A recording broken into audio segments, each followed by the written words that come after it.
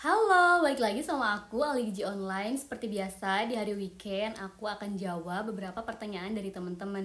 Nah, ada yang tanya, ada OSCE nggak kak? Nah, kalau di jurusan Giji untuk Objective Structure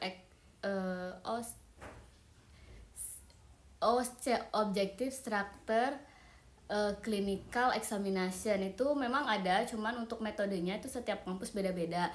Namun untuk beberapa ujian OSCE ini atau uji keterampilan, lebih tepatnya uji keterampilan skill ahli gizi itu biasanya di setiap stase atau setiap semester itu ada ujian keterampilan untuk seorang ahli gizi, karena memang seorang ahli gizi itu dituntut untuk memiliki beberapa keterampilan baik dari klinis, masyarakat, juga penyelenggaraan makanan.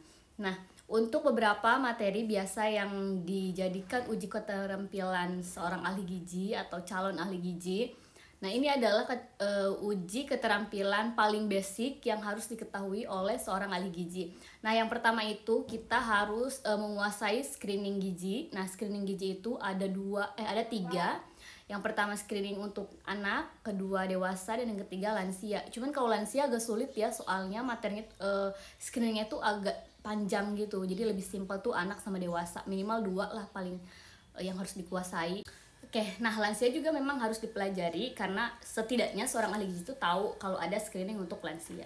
Nah, berikutnya kalau kita udah terampil dalam melakukan screening, kita harus belajar untuk melakukan pengkajian gizi atau assessment gizi. Di mana assessment gizi ini adalah pengumpulan data mulai dari fisik, terus kebiasaan makan, terus juga lab, antropometri, pokoknya dan tanda-tanda klinis itu juga harus dipelajari.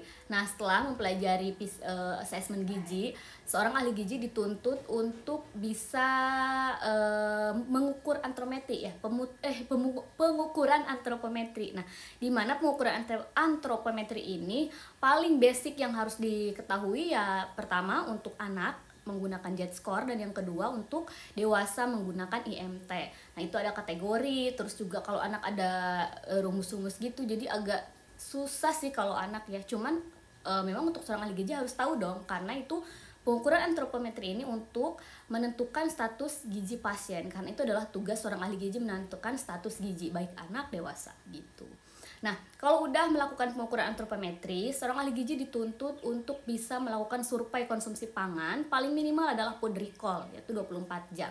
Food recall, terus ada juga yang frekuensi per minggunya, per bulan itu ada. Nah, terus juga selain harus mengetahui survei konsumsi pangan, seorang ahli gizi juga itu harus banget tahu tuh cara menentukan diagnosa gizi. Nah, diagnosa gizi itu banyak, mulai dari kebiasaan, klinik, biokimia itu bisa dijadikan diagnosa gizi. Jadi diagnosa gizi dengan diagnosa medis itu berbeda ya guys ya. Gitu. Terus juga selain itu, kalau kita udah bisa menentukan diagnosa, kita harus belajar untuk perencanaan menu. Ini paling susah sih kalau menurut aku ya, perencanaan menu, karena kita harus tahu bahan makanan dan terus juga dietnya kayak gimana. Tapi memang harus dipelajari ya. Jadi seorang ahli gizi harus dituntut untuk perencanaan menu itu karena bentuk dari intervensi kita. Nah, selanjutnya yaitu intervensi gizi. Nah, intervensi gizi itu sendiri ada 2 jenis. Pertama itu melalui preskripsi diet. Jadi preskripsi diet menentukan pasiennya itu dengan diet DM 1500 atau misalkan rendah protein berapa gitu. Jadi harus tahu tuh preskripsi diet. Terus yang kedua, intervensi gizi yang kedua adalah edukasi gizi, di mana edukasi gizi ini kita udah bisa menentukan perencanaan menu, udah bisa menentukan preskripsi dietnya, tapi kalau nggak bisa mengedukasi pasiennya, sama aja bohong deh gitu. Jadi memang seorang ahli gizi harus banget dituntut untuk bisa mengedukasi gitu. Nah, berikutnya yang harus dipelajari adalah memonep. Jadi apapun yang udah kita intervensi, kita harus tahu hasilnya seberapa besar. Nah, itu gunanya dilakukan monitoring evaluasi gitu. Apakah setelah hasil monitoring itu intervensi kita berhasil, atau memang harus dievaluasi, ada beberapa target yang tidak tercapai, itu perlu dilakukan dari awal, di pengkajian, di assessment lagi. Nah, itu dia kurang lebih OSCE atau uji keterampilan ahli gizi yang paling basic. Oke, teman-teman di sini boleh komen udah sampai mana nih keterampilan sebagai seorang ahli gizi.